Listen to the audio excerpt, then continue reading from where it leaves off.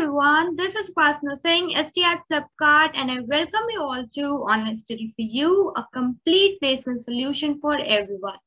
Today, in this video, we are going to discuss about TCS digital interview questions. These are very important questions, and these can be might ask in your own interview. So make sure you watch this video till end. So you make sure you watch video completely. Now let's get started. So the first question is, what is binary heap?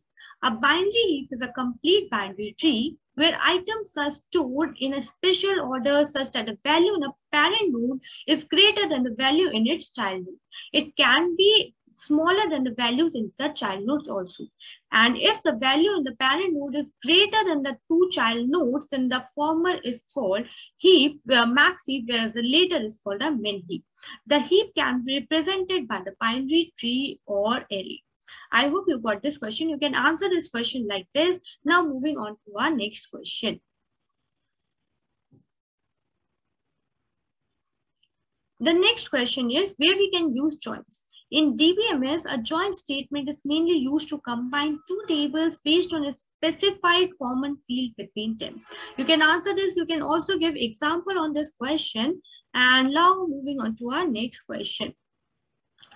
The next question is, what is heap sort? Remember, binary sort and heap sort are different, so make sure you know them well. The heap sort processes the element by creating the min heap or max heap using the element of the given array. Min heap or max heap represents the ordering of the array in which root element represents the minimum or maximum element of the array. At each step, the root element of the heap gets deleted and stored into the sorted array, and the heap will again be heapified. Here, remember, whatever you are speaking, like if you are saying that we will heapify and what the process will be, make sure you know each and everything. Make sure you know what is heapify, what is min heap, what is max heap. So, whatever you are including in your definition, make sure you know each and everything about that also. Now, moving on to our next question. So the next question is, what is structure? What are the uses of structure? So you can answer it like, structure is a user-defined data type which allows us to use or combine data of different data types. It allows us to combine data of different types. It is useful in storing or using informations or databases. You can give the example as, an employee's record must show its salary, position, experience, etc. It all can be stored in one single variable using structures. So you can answer this like this. Now moving on to our next question.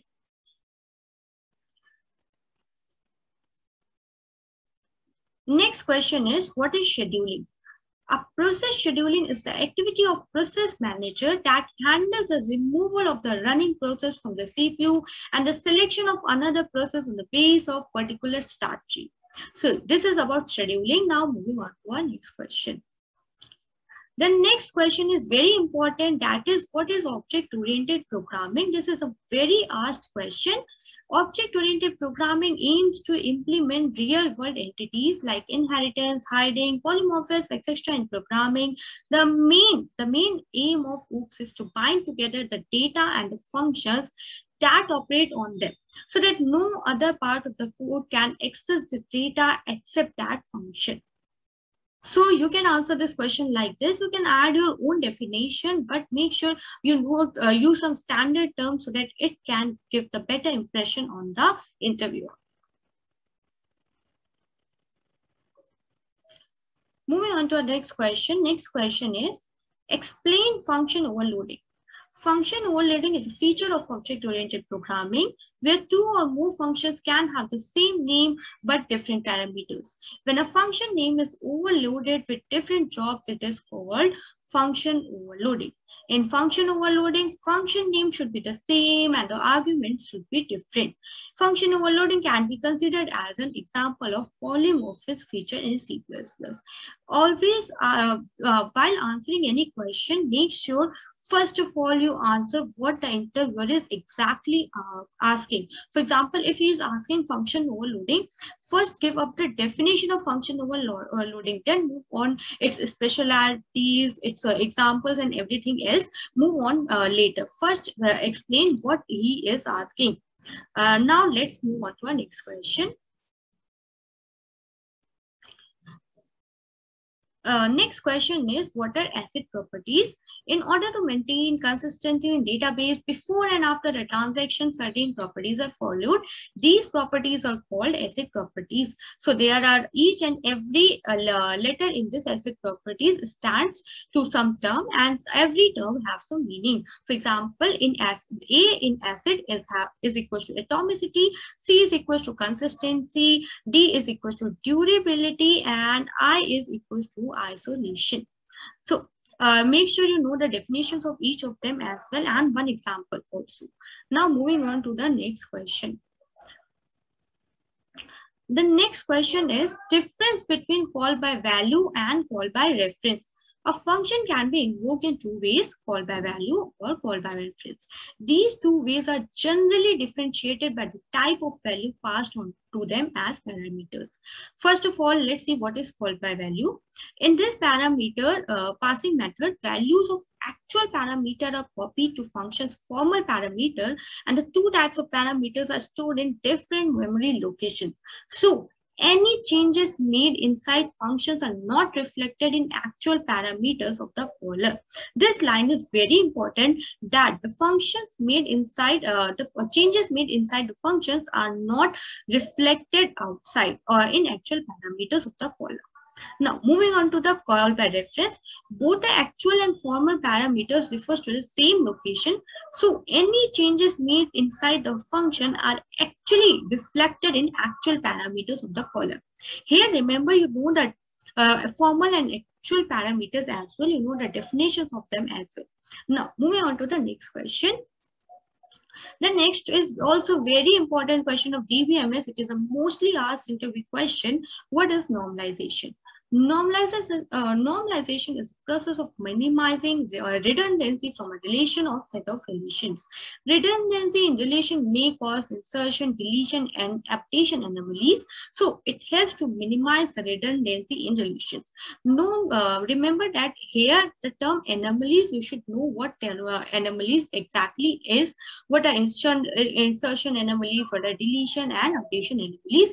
The interviewer might also ask this. Also, you must know about in normal forms, different normal forms like first normal form, second normal form, third, BCNF, and everything. You should know about them also, because after this question, the interviewer can ask a question from this or again. Okay, moving on to the next question. The next is describe your projects. This is also very important. Make sure whatever you have in your resume, you should know about each and everything very well. For example, if you are having AI ML, then make sure you know the differences between AI and ML. You know what is AI, what is ML, what is Python, what are different things in Python, basics of Python. Also, describe your project is very crucial question.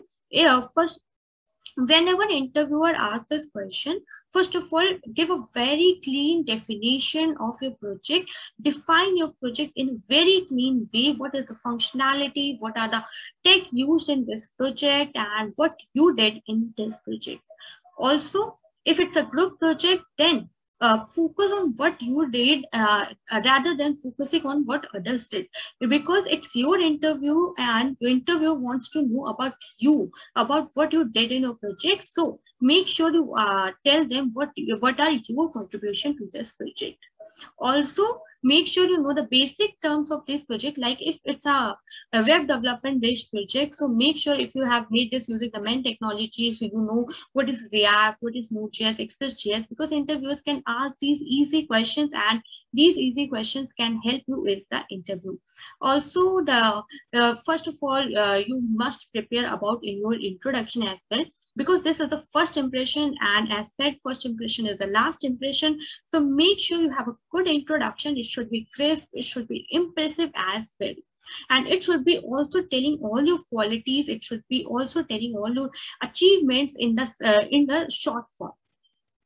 So I hope this video have helped you. We will come up with more such videos. If you want more such videos, then do comment in the comment section below, and thanks for watching.